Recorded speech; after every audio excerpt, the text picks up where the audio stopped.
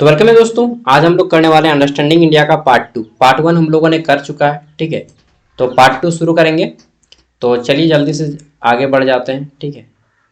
हम लोग तब तक से गाना गा लेते हैं। गाना आप ही मैं सुन रहा था, चल तो गुया रे अम्मा बगैचा झुलू माँ झुलब रे। नागपुरी गाना सुनते हैं, नागपुरी खोटाई सब सुनते रहता हूँ मैं। झुलू माँ झूलब रे कचके फेंकबो। नहीं, कैसा कैसा गाना है। नहीं, पाक कांचा के फेंकबो पाकल के खाबो ना। चल सैया चल रे अम्मा बगैचा। तो शुरू करते हैं। देखिए, कल हम लोगों ने 50 तक कर लिया था, आज शुरू करेंगे 51 से, ठीक है। हिंदी इंग्लिश दोनों में, मतलब आंसर हिंदी और इंग्लिश में है। क्वेश्चन तो आपका हिंदी में ही है। किसी को प्रॉब्लम नहीं होगा क्योंकि यह पेपर जो है 50 मार्क्स का आएगा एग्जाम में। और क्वेश्चन आपको बस गोला करना होगा। 100 को OMR पेपर रहेगा और 100 को इस तरह से ब्लैक पेन से गोला करना होगा, ठीक है। ब्लैक या blue, black is more better than blue, ठीक है। तो ब्लैक पेन ज़्यादा अच्छा रहेगा, तो आपको ब्लैक पेन का प्रयोग करना है, ठीक है। चलिए, और कम से कम 40 नंबर लाना होगा, तभी आप इस पेपर में पास माने जाएंगे। 50 नंबर रहेगा अंडरस्टैंडिंग इंडिया का और 50 नंबर पार्ट ए या पार्ट बी रहेगा, जो आप चुने होंगे, हेल्थ वेलनेस या ग्लोबल सिटीजनशिप, जो भी चुने हैं आप, ठीक है। चलिए शुरू करते हैं। तो हमारा पर्वत और पहाड़ी से शुरू करते हैं। Mountains and hills of India. पहला प्रश्न है, भारत का सबसे ऊंचा पर्वत कौन सा है, ठीक है। कल भी मैंने बताया था, कंचनजंगा, ठीक है। कहाँ पे कंचनजंगा? तो हिमालय का ही एक भाग है। और अगर पूछे कि भारत का सबसे ऊंचा पर्वत, ठीक है, तो आपको बताना है K2। लेकिन सबसे ऊंची चोटी, एक मिनट यार, हाँ 51 नंबर यहाँ पे है। तो कंचनजंगा इसका राइट आंसर हो जाएगा, ठीक है। 85 से 86 मीटर कल भी किए थे, थोड़ा सा इसको रिवीजन कर ले रहे हैं। और सबसे अगर हाईएस्ट चोटी पूछे, ठीक है, भारत का दूसरा सबसे ऊंचा पर्वत कौन सा है, नंदा देवी, ठीक है। तो आपको K2 बताना है। अगला है हमारा, काराकोरम श्रृंखला की सबसे ऊंची चोटी कौन सी है, ठीक है। काराकोरम जो दर्रा है, आपने नाम सुना होगा, ठीक है। तो इसका सबसे ऊंचा चोटी है K2, ठीक है। K2 को हम लोग गॉडविन स्टिंज के नाम से भी जानते हैं। 8611 मीटर इसकी ऊंचाई हाइट है। अब यह जो है पाक में आ गया, पाक, ठीक है। पाक का नाम सुने ना, पाक। पाक ऑक्यूपाइड जो एरिया है हमारा, ठीक है, कश्मीर का, उसमें आ गया है। चलिए आगे बढ़ते हैं। नेक्स्ट अगला है, अरावली पर्वत की सबसे ऊंची चोटी कौन सी है? तो गुरु शिखर अरावली पर्वत की सबसे ऊंची चोटी है, आपने नाम सुना होगा, गुरु शिखर। अगला है हमारा यहाँ पे, सह्याद्री पर्वतमाला किसे कहा जाता है, ठीक है। तो सह्याद्री पर्वतमाला जो है पश्चिमी घाट को कहा जाता है। पश्चिमी घाट माने गुजरात के एरिया, हाँ गुजरात के एरिया, गुजरात के एरिया, महाराष्ट्र का एरिया, कर्नाटक के एरिया, गोवा का एरिया, ठीक है, केरल का एरिया, इन सब में आ जाता है पश्चिमी घाट।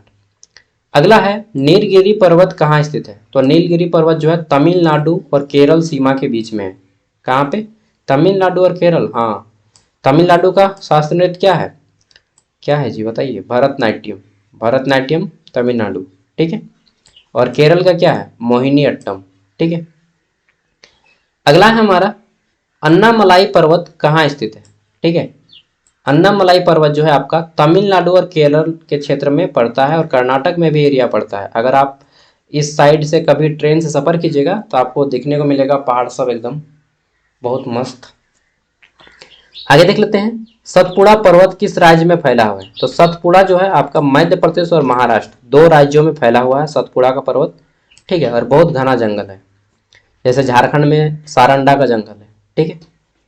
अगला है, नीलगिरी पर्वत की सबसे ऊंची चोटी कौन सी?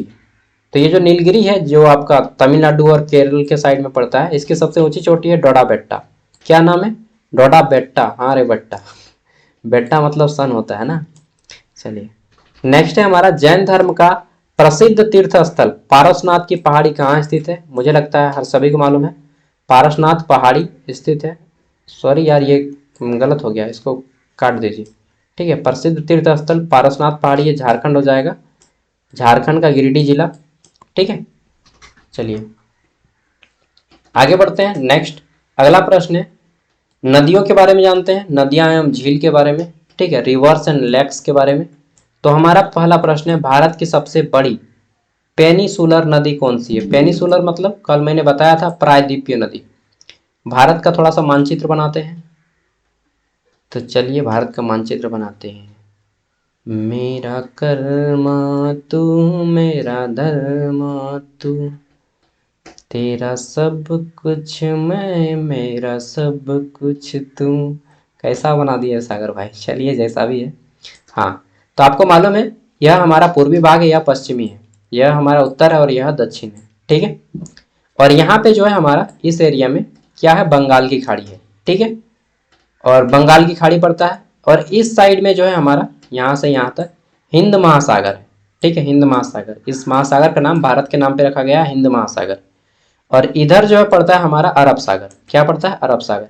यानी कि ये जो भारत का एरिया है पूरा, यहाँ गुजरात, महाराष्ट्र, कर्नाटक, ठीक है, गोवा, क्या बोलते हैं इसको यहाँ पे, क्या है, केरल, तमिलनाडु, फिर आंध्र प्रदेश, ठीक है, और ये तेलंगाना जितना भी है, ये पूरा का पूरा उड़ीसा से लेकर के पश्चिम बंगाल तक, ठीक है, ये सारा एरिया क्या है, समुद्र के तट से सटा हुआ है। तो इसी एरिया को बोलते हैं पेनिसुलर इंडिया। क्या बोलते हैं? ये पेनिसुलर इंडिया बोलते हैं इसी को, ठीक है। मतलब इस तरह से आधा भारत जो है पेनिसुलर इंडिया में है। हिंदी में बोलते हैं प्रायद्वीपीय भारत, ठीक है। ऐसा क्षेत्र जिसका 3 भाग जमीन जल से घिरा हो उसको प्रायद्वीप बोलते हैं। प्रायद्वीप किसे बोलते हैं? ऐसा क्षेत्र जिसका 3 भाग जल से घिरा हो। यानी कि ये देखिए, इधर भी जल से घिरा है एक भाग, दूसरा भाग भी जल से घिरा है, और ये तीसरा भाग भी जल से घिरा है, ठीक है। यानी कि भारत का ये 3 भाग जल से घिरा है और इसको प्रायद्वीपीय बोलते हैं। इसीलिए प्रायद्वीपीय भारत कहा जाता है इस एरिया को, समझ गए। तो प्रायद्वीपीय भारत में सबसे बड़ी नदी यहाँ पे जो नदी बहती है इसको बोलते हैं गोदावरी, जो महाराष्ट्र से निकलती है, ठीक है, त्र्यंबकेश्वर। तो और ये इस तरह से साउथ में बहती है, ठीक है, गोदावरी। इसे दक्षिण भारत की गंगा भी कहा जाता है और प्रायद्वीपीय भारत की सबसे बड़ी नदी भी कही जाती है। दूसरी नदी है प्रायद्वीपीय भारत की सबसे बड़ी, गोदावरी के बाद कृष्णा नदी, ठीक है। कृष्णा नदी का उद्गम कहाँ से होता है? तो गोदावरी भी महाराष्ट्र से निकलती है और कृष्णा भी महाराष्ट्र से निकलती है, महाराष्ट्र के महाबलेश्वरम में। साउथ मूवी सब में आपने देखा होगा, ठीक है, महाराष्ट्र के महाबलेश्वरम। वो कौन सा एक मूवी है जिसमें नहीं दिखाया है यार, अल्लू अर्जुन है, और कौन सा जो है बोल रहा हूँ मूवी का, मैं वो सब उतना मूवी नहीं देखता हूँ। कावेरी नदी का उद्गम कहाँ है? ठीक है, तो कावेरी नदी जो है कर्नाटक से निकलती है, ठीक है, और साउथ इंडिया में बहती है। काफ़ी फेमस नदी है कावेरी। क्या वो बोलते हैं, गंगा, यमुना, सरस्वती, कावेरी, गोदावरी, ठीक है, ये 5 गो बहन है। ताल कावेरी कर्नाटक से निकलती है कावेरी नदी, ठीक है। आगे देख लेते हैं, अगला है नर्मदा नदी किस प्रकार की नदी है? तो नर्मदा जो है मध्य प्रदेश में जनरली बहती है, ठीक है, सबसे ज़्यादा एरिया इसका मध्य प्रदेश में पड़ता है। तो पश्चिम की ओर बहने वाली नदी है और इसे मध्य प्रदेश के जीवन रेखा भी कहा जाता है नर्मदा को, ठीक है। और रेवा नदी के नाम से भी जानते हैं नर्मदा को। अगला है नर्मदा नदी का उद्गम कहाँ से होता है? तो मध्य प्रदेश के अमरकंटक से होता है नर्मदा का, ठीक है। नेक्स्ट, तापी नदी का उद्गम कहाँ से होता है? तो ये भी मध्य प्रदेश के सतपुड़ा के जंगलों से होते हुए जाती है, ठीक है। कहाँ पे? सतपुड़ा के जंगल से, हाँ। भारत की राष्ट्रीय नदी कौन सी है? कल मैंने बताया था, गंगा, बिल्कुल सही। भारत की राष्ट्रीय नदी गंगा है और हम लोग बहुत श्रद्धा से गंगा को माँ मानते हैं ना। मानो तो मैं गंगा माँ हूँ, चलिए वो गाना बहुत फेमस है, ना माना तो बहता पानी। अगला है महानदी का उद्गम कहाँ से स्थल है? तो ये जो महानदी है उड़ीसा की सबसे बड़ी नदी है। उड़ीसा की सबसे महान नदी, सबसे बड़ी नदी है। हीराकुंड डैम का नाम सुने हैं? वो महानदी से बनती है, ठीक है। और ये जो है छत्तीसगढ़ में स्थित है। कहाँ, सॉरी, छत्तीसगढ़ से निकलती है और उड़ीसा में सबसे ज़्यादा एरिया कवर करती है। अगला है गंडक, ठीक है। क्या है? गंडक, ठीक है। तो गंडक नदी का उद्गम कहाँ से होता है? तो नेपाल, हिमालय से होता है गंडक और भारत में बहती है। अगला है कोसी नदी को किस नाम से जाना जाता है? ठीक है, तो कोसी को जो है हम लोग बिहार की शोक के नाम से जानते हैं, ठीक है। बिहार का शोक के नाम से जानते हैं कोसी को। क्यों क्यों क्यों शोक कहा जाता है? शोक मतलब होता है कि चिंता, दुख। तो ये जो नदी है ना, हर साल बाढ़ लाती है ठीक है, और घर को तबाह करके जाती है। इसलिए बिहार का शोक कहा जाता है ये कोसी नदी को। ठीक है, अगला है दामोदर नदी को किस नाम से जानते हैं? तो बंगाल का शोक कहते हैं। क्यों? क्योंकि दामोदर नदी बंगाल में बाढ़ लाती है। हालांकि दामोदर नदी झारखंड बंगाल दोनों स्टेट में बहती है। ठीक है, झारखंड में लगभग 297 किलोमीटर बहती है और इसे झारखंड में देव नदी के नाम से भी जाना जाता है, दामोदर को देव नदी। ठीक है, और भारत की सबसे प्रदूषित नदी भी है। अगला है वुलर झील कहाँ स्थित है? वुलर झील कहाँ स्थित है? ठीक है, जब मैं एग्जाम देने जाता था, हम लोग जाते थे बाइक से, तो दामोदर नदी में नहाने जाते थे। ठीक है, मतलब जब अपना ग्रेजुएशन का एग्जाम चलता था उस टाइम पे। वुलर झील कहाँ स्थित है? तो वुलर झील जो है जम्मू कश्मीर में स्थित है। ठीक है, चिल्का झील अगर पूछे तो चिल्का झील आपका उड़ीसा में स्थित है। ठीक है, वहीं वुलर झील और डल झील दोनों जो है, एक मिनट, हम लोगों ने कुछ कुछ क्वेश्चन छोड़ दिया। वुलर झील जम्मू कश्मीर, लोकटक झील जो है, ये लोकटक झील ये मणिपुर में है। ठीक है, और सांभर झील राजस्थान में है। ठीक है, सांभर खाए हैं आप? इडली खाए होंगे, इडली। ठीक है, इडली के साथ में जो झोर मिलता है ना, झोर मिलता है, झोर, उसी झोर को सांभर बोला जाता है। ठीक है, तो मैं तमिलनाडु गया था तो बोल रहा था कि हमको झोर दीजिए, झोर। तो बोलता है समझ नहीं पा रहा था उन लोग क्या क्या क्या कर रहे हैं। ठीक है, तो हम फिर दिखा दिए तो बोलता है सांभर सांभर। हम बोले ओ सांभर, चलिए नंदरी नंदरी। ठीक है, मजा लग जाता था यार। दल झील कहाँ पे है? तो दल झील जम्मू कश्मीर में है। ठीक है, दो गो झील जम्मू कश्मीर में है। ठीक है, वुलर झील और डल झील दोनों जम्मू कश्मीर में है। ठीक है, अगला है हमारा, ये थोड़ा सा नाम अंग्रेज जैसा है। वेम्बनाड झील कहाँ स्थित है? तो वेम्बनाड झील जो है केरल में स्थित है। ठीक है, गाना सुने, केरल में गर्मी है नैनीताल से सर्दी भेजो। वो कौन सा मूवी है? सिर्फ तुम, संजय कपूर ना। और उनका क्या नाम है? चलिए, हीरोइन जो भी है, मूवी मस्त है लेकिन। अगला है भारत में कुल भौगोलिक क्षेत्रफल का कितना प्रतिशत वन है? तो देखिए, आपको मालूम है भारत का क्षेत्रफल कितना है, एक बार याद कर लीजिए, 32,87,263 वर्ग किलोमीटर। ठीक है, पूरब से पश्चिम की लंबाई कितनी है? तो 2933 किलोमीटर पूरब से पश्चिम की लंबाई। उत्तर से दक्षिण की लंबाई कितनी है? 3214 किलोमीटर। इसको गुना कर दीजिए, आपका इतना क्षेत्रफल आ जाएगा। भारत का समुद्री तट की लंबाई कितनी है? 15,200 किलोमीटर। ठीक है, आपका एग्जाम है, आपको याद करना है। भारत के समुद्री तट की लंबाई कितनी है? 7,200, कितना है 7,200 कितना है यार, 56 या 16 है। 7,256 या 16 है, इसी तरह से देख लीजिएगा। ठीक है, ये है। चलिए, ये सब हो गया, तो ये सब याद कर लीजिएगा। भारत जो है विश्व का 7वां सबसे बड़ा देश है, ये भी आपको मालूम है। और भारत विश्व के कुल क्षेत्रफल का कितना है? 2.42 है। विश्व में जितना भी भूमि है उसका 2.42% भूमि भारत के पास है। ठीक है, और सेम इतना ही भारत का 2.42% झारखंड है। एगो कोइंसिडेंट हो गया है, संयोग हो गया है कि भारत विश्व का 2.42% हिस्सा है और झारखंड के पास भारत का 2.42% हिस्सा है। ठीक है, भारत में विश्व के कुल क्षेत्रफल का कितना भूमि वन से घिरा हुआ है? तो भारत का 21% जो है जंगल है, वन है, वन। ठीक है, और 79% जो है हम लोग का जमीन है और एक्स्ट्रा एक्स्ट्रा चीजें हैं। ठीक है, जमीन है, नदी है, नाला है, पहाड़ है, पर्वत है। चलिए आगे देख लेते हैं। अगला आता है हमारा उष्णकटिबंधीय। अच्छा, मैंने क्वेश्चन स्किप किया क्या जी? 40 के बाद 41 नहीं किया है। उष्णकटिबंधीय वर्षा वन भारत में कहाँ पाए जाते हैं? ठीक है, तो यह पश्चिमी घाट में पाया जाता है। पश्चिमी घाट माने गुजरात का एरिया, कच्छ का रण। ठीक है, कल बात किए थे, कच्छ का रण दलदल एरिया है गुजरात में। अंडमान निकोबार में भी पाया जाता है और पूर्वी पूर्वोत्तर भारत में पाया जाता है। ठीक है, उष्णकटिबंधीय वर्षा वन। नेक्स्ट आते हैं अगला प्रश्न, तो इंग्लिश में देख लीजिएगा, western Ghat, Andaman Nicobar and north east India. Next है हमारा यहाँ पे शुष्क पर्णपाती वन मुख्यतः कहाँ पाए जाते हैं? शुष्क यानी कि गर्म। ठीक है, तो शुष्क पर्णपाती वन जो है मध्य भारत में पाया जाता है। खास तौर पे आपका जो है सेंट्रल इंडिया में मध्य प्रदेश और ये राजस्थान का एरिया हल्कापुर का आता है। ठीक है, और महाराष्ट्र का एरिया भी कुछ कुछ आता है। अगला है भारत का राष्ट्रीय वृक्ष कौन सा है। अब आपको बताना है, यहाँ पे मजा आएगा। भारत का राष्ट्रीय वृक्ष क्या है? तो वट वृक्ष, जिसको बरगद बोलते हैं ना।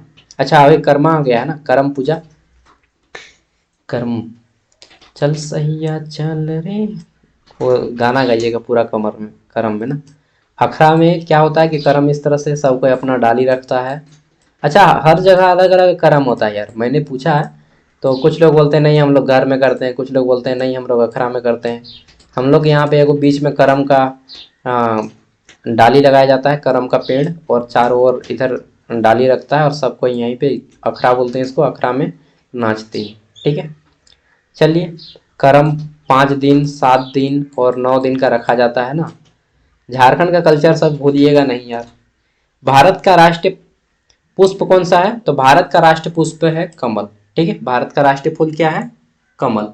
ठीक है, लोटस। अगला है भारत का राष्ट्रीय पशु कौन सा है? तो सबको मालूम है बाघ है भारत का राष्ट्रीय पशु। बाघ है? गलत, बंगाल टाइगर है। ठीक है, पहले बाघ था अभी बंगाल टाइगर है, कंफ्यूज मत होइएगा। ठीक है, और वहीं फुल नाम है उसका रॉयल बंगाल टाइगर। ठीक है, रॉयल बंगाल टाइगर पूरा नाम है। टाइगर और बाघ में क्या अंतर होता है कि बाघ जो है जंगल का राजा शेर है। ठीक है, उसी को हम लोग क्या बोलते हैं? शेर को तो शेर ही बोलते हैं भाई, और टाइगर को बोलते हैं बाघ। ठीक है, तो बाघ बोलिए चाहे टाइगर बोलिए। इसमें क्या होता है, इस तरह से निशान होता है। ठीक है, बिल्ली का प्रजाति है और बहुत हैवी रहता है। ठीक है, अगर दिख गया तो पेंट में आ जाएगा। अगला है भारत का राष्ट्रीय पक्षी कौन सा है? तो भारत का राष्ट्रीय पक्षी क्या है? मोर, पिकॉक। ठीक है, नेक्स्ट है भारत का सुंदरवन क्षेत्र में किस प्रकार के वन पाए जाते हैं?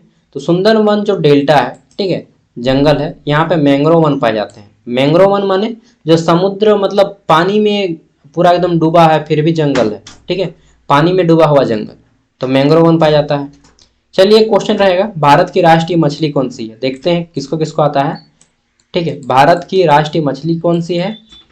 इंडियन नेशनल फिश कौन सा है वो बताइएगा। ठीक है, जिसको हम लोग खाते नहीं है, राष्ट्रीय मछली को हम लोग खाते नहीं है। ठीक है, 84 नंबर है, हिमालय क्षेत्र में किस प्रकार के वन पाए जाते हैं? तो हिमालय के क्षेत्र में शीतोष्ण शंकुधारी वन पाए जाते हैं। हिमालय में देखें बर्फ जो गिरता है इस तरह से एकदम पेड़ सब रहता है, देखें ना।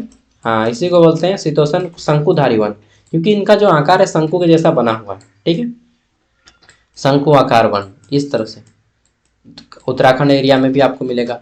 ठीक है, चलिए आगे देख लेते हैं, थार मरुस्थल किस प्रकार की वनस्पति पाई जाती है? तो आपको मालूम है कि भारत का सबसे बड़ा मरुस्थल थार है जो कि राजस्थान में पाया जाता है। और यहाँ पे किस प्रकार के पेड़ पाए जाते हैं? कांटेदार पेड़ पाए जाते हैं, मरुस्थलीय झाड़ियाँ पाई जाती है, जैसे कैक्टस हो गया। और उदाहरण दीजिए, कैक्टस के अलावा आपको मिल जाएगा बबूल का पेड़। ठीक है, ये सब आपका, क्योंकि इनमें जो है ना पानी कम खींचता है, डायरेक्टली सूखा हुआ जमीन में भी उग जाएगा। अगला है जलवायु एवं प्राकृतिक परिस्थितियाँ, क्लाइमेट एंड नेचुरल एनवायरनमेंट। तो भारत में मानसून कब आता है? भारत में मानसून जो है जून से सितंबर के बीच में आता है। ठीक है, जून टू सितंबर। यूं बोले कि जून का प्रथम सप्ताह में भारत में मानसून प्रवेश करता है, जून का प्रथम सप्ताह। ठीक है, अगला है मानसून का अधिकतम प्रभाव किस राज्य में होता है? तो सबसे ज्यादा जो प्रभाव होता है मेघालय। मेघालय का मासिनराम जो एरिया है सबसे ज्यादा, विश्व में सबसे ज्यादा वर्षा वाला स्थान है मेघालय का मासिनराम और चेरापूंजी। ठीक है, अगला है भारत का सबसे अधिक वर्षा वाला राज्य कौन सा है? तो मेघालय है, मासिनराम। भारत का है नहीं, पूरा विश्व का। ठीक है, जाने का तो मन करता है ना, हाँ कि जाएंगे घूमेंगे, पैसवा चाहिए रे भाई, पैसवा। हाँ, देखवन, भारत का सबसे कम वर्षा वाला स्थान कौन सा है? तो जैसलमेर, राजस्थान का जैसलमेर और बीकानेर जो एरिया है सबसे कम वर्षा यहीं पे होता है। ठीक है, सबसे कम वर्षा जैसलमेर और बीकानेर, भारत का सबसे कम वर्षा होता है। अगला है भारत का सबसे ठंडा स्थान कौन सा है? तो भारत का जो सबसे ठंडा स्थान है जहाँ पे आपको हमेशा बर्फ जैसा, मतलब गर्मी के दिन में भी जाएंगे तो भी आपको कंपा देगा। ठीक है, ठंडा से, तो उसको बोलते हैं द्रास। द्रास कहाँ पे? लद्दाख जिला में। ठीक है, आगे देख लेते हैं नेक्स्ट अगला प्रश्न, पश्चिमी विक्षोभ भारत में कब आते हैं? तो ये सर्दियों में आते हैं। ठीक है, पश्चिमी विक्षोभ यानी कि सर्दियों के दिन में जो हमारा साइक्लोन जैसा मौसम बना देता है तो वो पश्चिमी विक्षोभ के कारण आता है। ठीक है। अगला है अल नीनो का प्रभाव भारत में किस पर पड़ता है, तो यह मानसून पर पड़ता है। अल नीनो का प्रभाव किस पे पड़ता है, मानसून पे, ठीक है। और भारत की जो खेती है मानसून पे आधारित है, वर्षा पे आधारित है। अगला है चक्रवात भारत के किस क्षेत्र में अधिक आते हैं, तो चक्रवात जो है बंगाल की खाड़ी में सबसे ज्यादा आते हैं। कहाँ पे, बे ऑफ बंगाल में, बंगाल की खाड़ी में। अगला है अन्य महत्वपूर्ण प्रश्न, मिसलेनियस इंपॉर्टेंट क्वेश्चन, ठीक है। भारत का सबसे बड़ा द्वीप कौन सा है, तो भारत का सबसे बड़ा द्वीप जो है कौन सा है, मिडल अंडमान, ठीक है, मिडल अंडमान। अरे यार, इसको कीजिए मध्य अंडमान, हिंदी में पूरा हिंदी नहीं है, मध्य अंडमान। भारत का सबसे बड़ा द्वीप कौन सा है, मध्य अंडमान, ठीक है। चलिए आगे देख लेते हैं। अगला प्रश्न है हमारा यहाँ पे, भारत का सबसे बड़ा राज्य क्षेत्रफल के आधार पे सबको मालूम है राजस्थान, और जनसंख्या के आधार पे यूपी, ठीक है। और सबसे कम तो गोवा हो जाएगा क्षेत्रफल के अकॉर्डिंग सबसे छोटा, और जनसंख्या के आधार पे सबसे छोटा सिक्किम, ठीक है, सिक्किम। आगे देख लेते हैं। तो नेक्स्ट है अगला हमारा कि भारत का सबसे बड़ा केंद्र शासित प्रदेश कौन सा है, तो लद्दाख सबसे बड़ा केंद्र शासित प्रदेश है। नेक्स्ट है हमारा भारत का सबसे छोटा केंद्र शासित प्रदेश कौन सा है, तो सबसे छोटा केंद्र शासित प्रदेश मैंने कल पूछा था, लक्षद्वीप है, जिसका एरिया जो है 32 किलोमीटर है। कितना, बढ़िया, गुड, ठीक है, 32 kilometre. Complete 100 question. Next video हमारा आएगा और उसमें मैं इंग्लिश हिंदी दोनों में करूँगा, ठीक है। इस बार मिस्टेक हो गया, केवल हिंदी में हो गया, सॉरी। नेक्स्ट टाइम से मैं क्वेश्चन और आंसर दोनों हिंदी इंग्लिश में करूँगा, ठीक है। बाय, मिलते हैं नेक्स्ट वीडियो में। वीडियो पसंद आए तो लाइक कीजिएगा और चैनल को पहली बार आए तो सब्सक्राइब कर लीजिएगा। ऐसी पेपर जो है आपका हिंदी या इंग्लिश जो भी है मैं एग्जाम से पहले कंप्लीट करवा दूंगा, टेंशन मत लीजिए, ठीक है। एमडीसी पेपर भी कंप्लीट करा दूंगा, सब कंप्लीट कराऊंगा यार। जोहार।